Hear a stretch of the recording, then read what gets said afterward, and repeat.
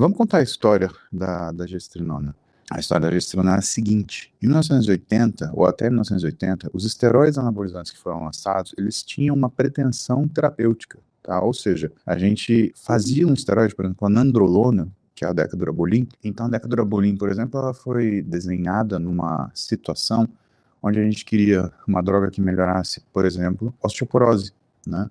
Ou então melhorasse sarcopenia, né? Que é aquela doença que a pessoa ela vai tendo perda muscular. Então, nesse contexto, por exemplo, a nandrolona foi lançada. Só que na década de 80, a gente fez uma avaliação do que acontecia no cenário internacional de esporte, e aí algumas pessoas, elas desenvolveram o que foi a primeira designer drug. O que é designer drug?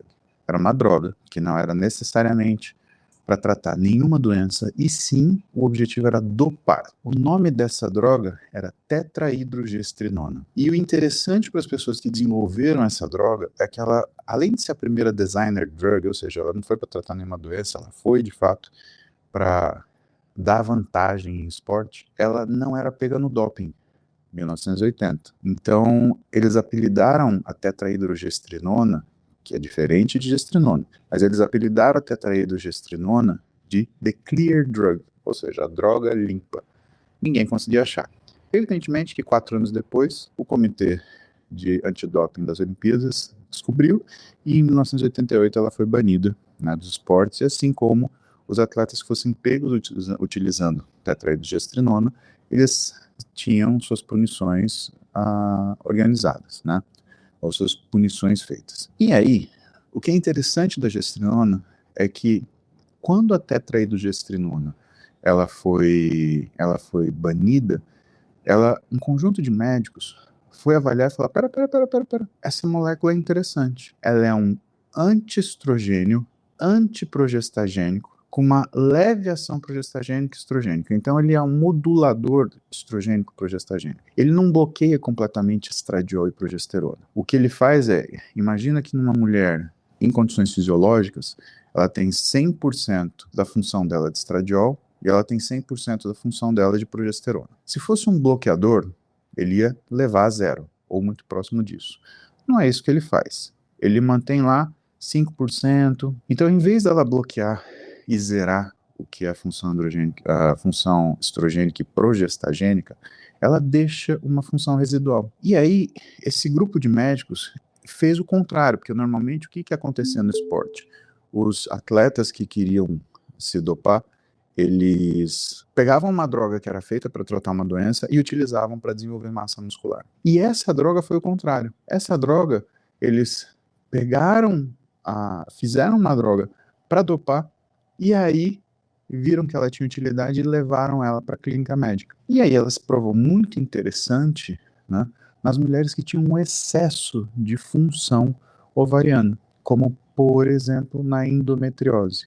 Então, esse controle forte que essa droga fazia sobre a medicação, os receptores estrogênicos e progestagênicos, né, os receptores de estradiol e os receptores de progesterona, tinha uma capacidade de melhorar muito a gestrinona. Só que a tetrahidrogestrinona, ela era um derivado de trembolona. Então, não dava para você ficar dando trembolona pro pessoal aí, né, como tratamento. E aí essa molécula ela foi modificada de tetrahidrogestrinona, ela foi transformada em gestrinona, e aí você começou a ter um uso, né, clínico dela a partir da década de 90, na forma de pellets, né? Então, implantes que o pessoal comumente chama de chip, né?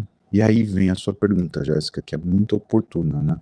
Esporte amador tipo corrida de rua, competição, implante de gestrinona seria doping? Quando ele é para tratamento, então se você tem, por exemplo, endometriose e você utiliza para controlar essa condição, a resposta é não, desde que você tenha uma coisa chamada TUI, que é uma ficha que você avisa e pede autorização para uso terapêutico, né? Então, Therapeutic Use Exception, ou a exceção do uso terapêutico. E nessas condições, você até pode utilizar, mas esse uso terapêutico ele tem que ser aceito. E mesmo sendo para tratar a determinadas doenças. Olha, meu mestre Bruno Gobato. Brunão, bom dia. E mesmo sendo para tratar condições clínicas, né, pessoal, não é toda terapia que ela é aceita nos esportes, porque teoricamente o atleta poderia ter uma vantagem enquanto a terapia. Se você pedir a minha opinião como médico é que um atleta que esteja doente, ele já está em desvantagem. Se você trata a doença, você traz ele para paridade. Ah, mas e se ele conseguir ganhar das pessoas? Aí é porque a doença está tratada. E você tem como dosar, por exemplo, que é a quantidade de uma substância. Então vamos supor que uma pessoa fazendo um exame antidoping, eu não sei se vocês sabem como funciona isso, mas é primeiro um exame de urina, que é um exame qualitativo para saber se tem possivelmente alguma coisa no seu xixi, e se descobre que tem, aí vai para um exame quantitativo. Vou dar um exemplo para vocês: cafeína. Grande professor Burini. E aí, May, como é que tá? Esse tema é pra gente falar, né? Esse cara vocês têm que seguir. Ah lá, é bem isso, ó. Ele deve ser submetido à comissão antidoping e, caso aprovado, não há caracterização de doping. Vou fazer uma live com o Frank. Vocês precisam conhecer o Frank. Professor de medicina esportiva, um cara foda.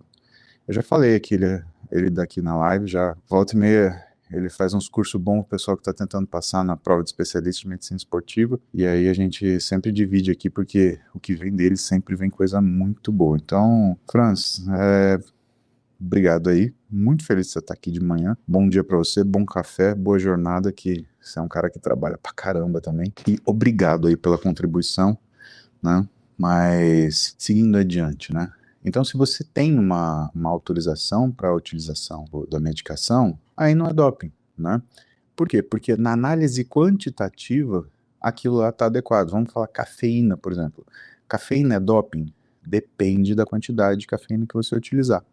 Então, você tomou lá o seu café da manhã e tomou uma xícara de café. Uma xícara de café tem entre 50 e 100 miligramas de cafeína. Tá? Café é doping? Depende da concentração. Então a pessoa fez a competição, fez o xixi e apontou lá café. Logo depois, quando vem um positivo para cafeína, né, esse exame ele vai para fazer uma análise quantitativa. Mas espera lá, quanto de cafeína tem no xixi dessa pessoa? E aí você tem esse ajuste. Então, o que acontece, Jéssica, é que a gestrinona ela tem todas as características de uma droga que é banida do esporte. Porém, pode ser que, em alguns casos, o uso dela seja permitido, e aí é caso a caso mesmo, né? Cada atleta que precisa do uso de uma medicação específica para poder tratar uma condição de saúde, ele vai ser avaliado de acordo com o caso dele, né? Para mim, fica essa grande question mark, esse grande ponto de interrogação, que é mas e se o atleta ele precisa daquela medicação para utilizar numa quantidade que pode ser considerada como doping? E é a questão do esporte, né, pessoal? Ele pode praticar o esporte normalmente. A questão é que ele não pode competir, né? Aí você fala, poxa, mas o legal do esporte, o valor do esporte é a gente competir. Então, eu acredito nisso também. Eu acredito que a competição, ela é principalmente um desafio pessoal, né, e que motiva muita gente a ir para o esporte, e que se você não tiver competição, talvez o brilho daquela prática para essa pessoa não vai ser o suficiente para motivar que ela continue.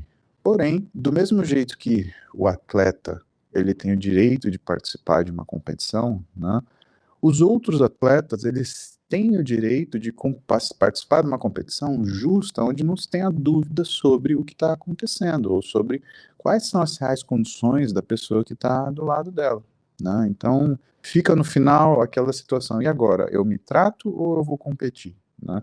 Para mim, isso não é muito uma dúvida. Para mim, é sempre tratar-se, né? Porque toda doença que você arrasta, ela vai aumentando comprometimentos, né?